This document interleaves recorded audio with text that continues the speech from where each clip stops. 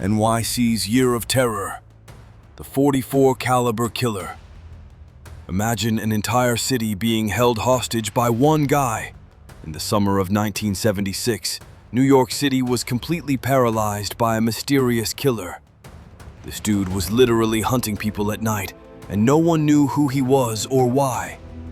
Then he started leaving letters for the police, giving himself a name that would become legendary for all the wrong reasons: the Son of Sam. This is the insane story of the year-long hunt for the man who held a city of millions captive. Part 1. The First Shot.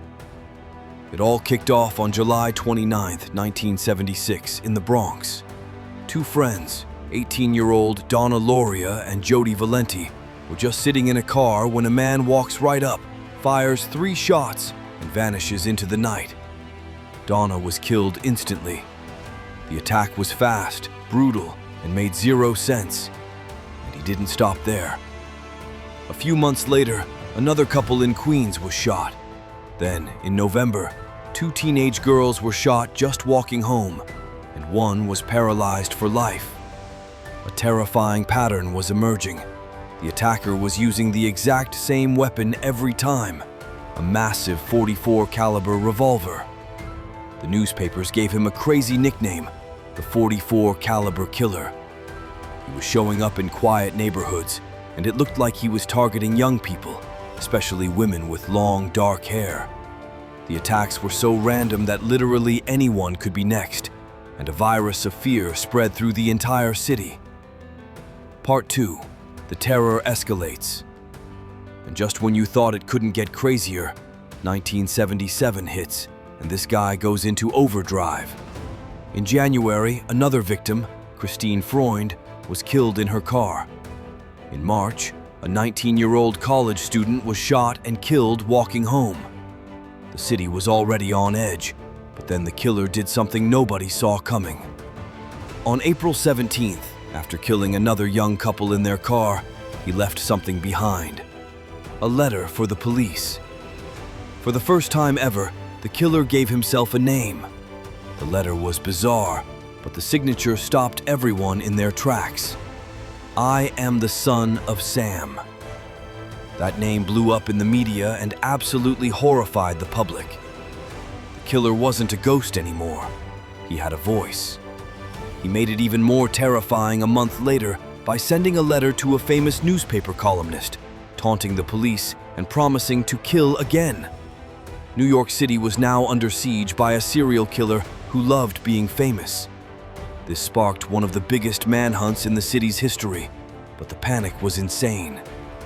Women all over the city were cutting and dyeing their hair, and the city's legendary nightlife just died because people were too scared to go out. Part 3. The manhunt ends. The final attack went down on July 31st, 1977.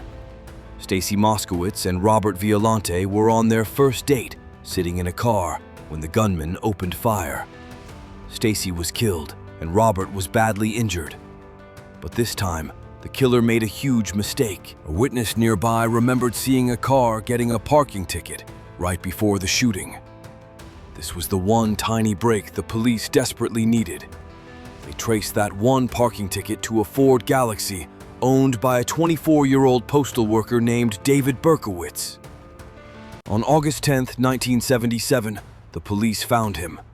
And inside his car, they found a rifle, ammo, maps of the crime scenes, and the .44 caliber revolver that terrorized the city for a year.